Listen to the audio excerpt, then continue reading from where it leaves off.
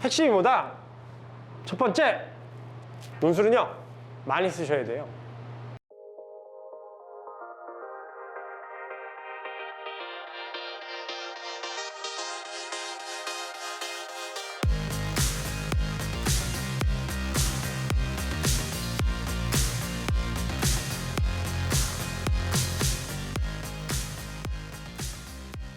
논술 갈까요? 이제 마지막으로. 논술도 많이 뽑습니다. 이 보시면 지금 논술 축소가 되고 있어야 되거든요. 근데 33, 내년도에 36개.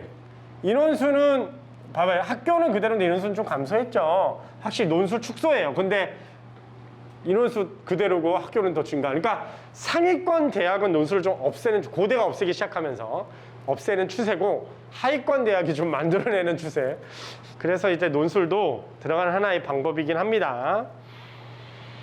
이렇게 선발 인원이 많이 있네요. 반영 비율이 논술 100%가 건대, 연대 그 원주죠. 그렇죠? 미래, 그 다음에 한국항공대, 90 홍익대, 이렇게 논술 비중이 조금씩 서류랑 덮쳐서 이제 같이 나오기도 하고요. 체조가 있는 학교도 있고 없는 학교도 있는데, 논술은 거의 내신은 안 들어가요. 그러니까 논술은 내신 걱정 안 하셔도 돼요. 5등급이면 다 똑같습니다.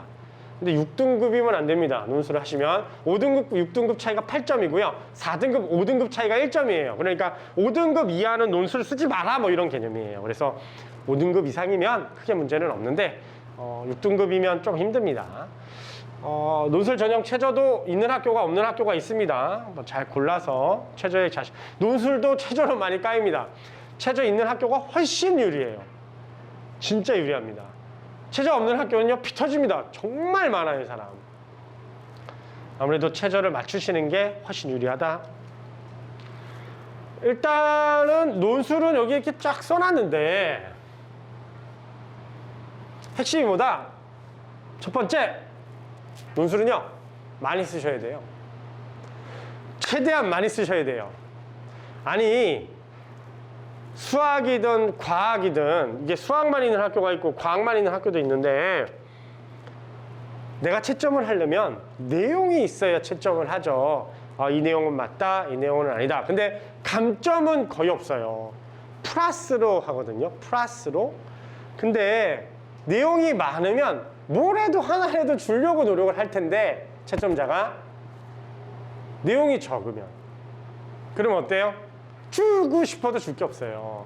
그래서 논술은 첫 번째보다 웬만하면 최대한 내가 알고 있는 지식을 다 쏟아부어서 많이 써라. 자, 근데 논술은 논리잖아요. 논리적으로 서술하라라는 뜻인데 키워드가 있어야죠. 문제가 나왔는데 그 문제에 키워드가 없으면 안 되죠. 뭐 과탐이든 수리탐구든 키워드로 채점을 합니다. 다시 그 문제에 대한 답을 찾는 게 아니고요. 그 문제를 답을 찾기 위한 해석 방법 중 중요한 키워드들이 이미 문제를 제출할 때, 출제할 때 있어요.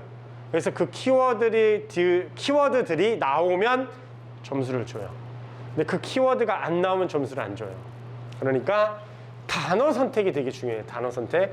뭐 수리탐구는 제가 이제 뭐라고 하긴 좀 그렇지만, 과탐 같은 경우에 뭐 생명과학이다, 유전이 나왔어. 그러면 X염색체 뭐 유전이 나왔어요. 성염색체 유전. 생명과학 원 선택한 사람 중에 성염색체 유전에 대해서 모르는 사람이 어디 있어요. 그러면 근데 막상 우리가 수능 문제를 풀 때랑 논술을 할 때랑 차이가 나니까 뭘 써야 되는지 몰라. 성염색체는 성에 따라 유전되는 것이다. X염색체는 남자는 하나고 여자는 두 개이다. 남자가 갖고 있는 X염색체는 자손을 할 때 딸한테 가고요. Y는 뭘 결정해? 수컷을 결정하니까 Y는 아들한테 간다. 엄마가 갖고 있는 X는 2분의 1 확률로 딸이나 아들한테 모두 자손한테 공평하게 갈 수 있다. 뭐 이런 내용밖에 못 쓰잖아요. 그쵸?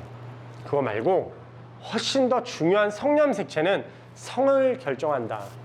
Y가 남자를 결정하는 이유는 Y의 PAR 유전자라는 유전 형질 때문이다.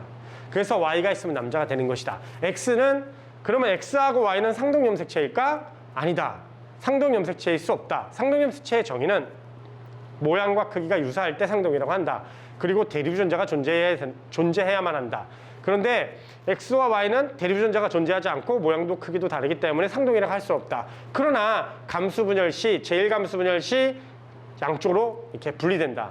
따라서 접합 후 분리되기 때문에 상동염색체처럼 행동할 수는 있다. 이렇게 조금 더 논리적으로 설명하는 거예요. 그게 키워드입니다. 양식은 아까 제가 봤죠? 일반적인 고등학교 수준으로 대충 설명했을 때는 점수를 이렇게 많이 못 받아요. 조금 더 디테일하고 조금 더 전문 용어가 좀 섞여 있는, 채점하는 사람들이 보기에 많이 알고 있는데 라는 그런 느낌으로 적으셔야 됩니다. 첫 번째, 많이 적어야 된다. 두 번째, 전문적인 지식 키워드, 단어가 들어가야 된다. 그 다음에 여기 글씨체 있잖아요. 글씨 알아볼 수 있을 정도로 써야 돼요.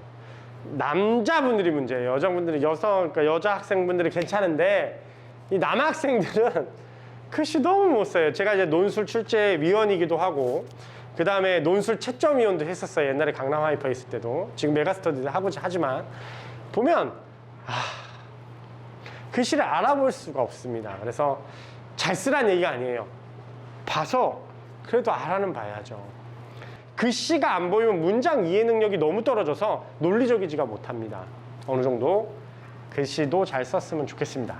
논리적이라는 거는요, 원인과 결과예요. 많이 써라, 글씨 이쁘게 써라, 키워드가 있어라. 세 번째가 원인, 결과. 이렇게 돼서 이렇다.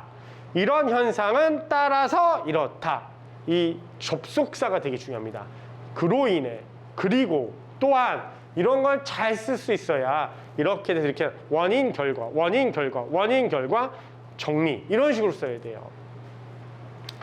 여튼 자신의 역량을 최대한으로 보여줄 수 있도록 성의껏 써야 되고요. 실제 연습을 많이 해야 됩니다. 논술이 뭐 하루아침에 되는 게 아니고요. 논술은 일단 전문가한테 강의를 들으셔야 돼요.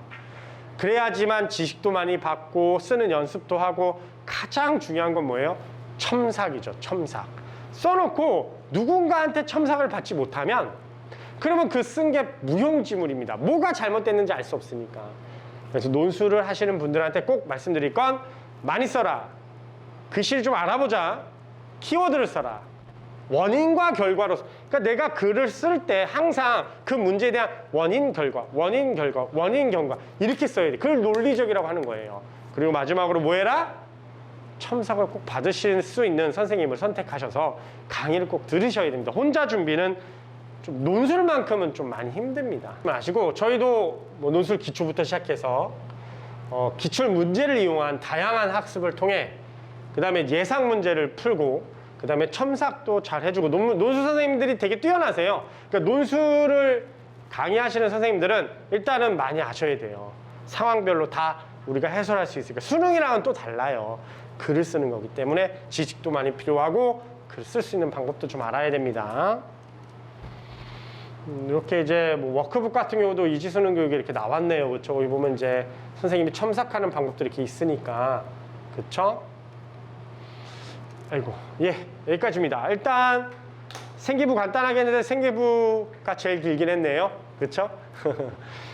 다 설명드리긴 너무 힘들어서 이 포인트만 잡아서 면접, 자소서, 논술 간단하게 설명드렸으니까 여러분들이 보시기에 제 얘기를 들으시고 지금 빨리 고3이신 분들은 자소서부터 빨리 시작하시기를 추천드리고 이제 9월달 좀 넘어가면 2학기 넘어가면 면접도 좀 일찍 다 뭐든지 좀 일찍 시작하시기를 추천드립니다. 언제든지 궁금하신 점 있으시면 이지수능 교육으로 연락 주시고요. 하여튼 끝까지 시청해 주셔서 진심으로 감사드립니다.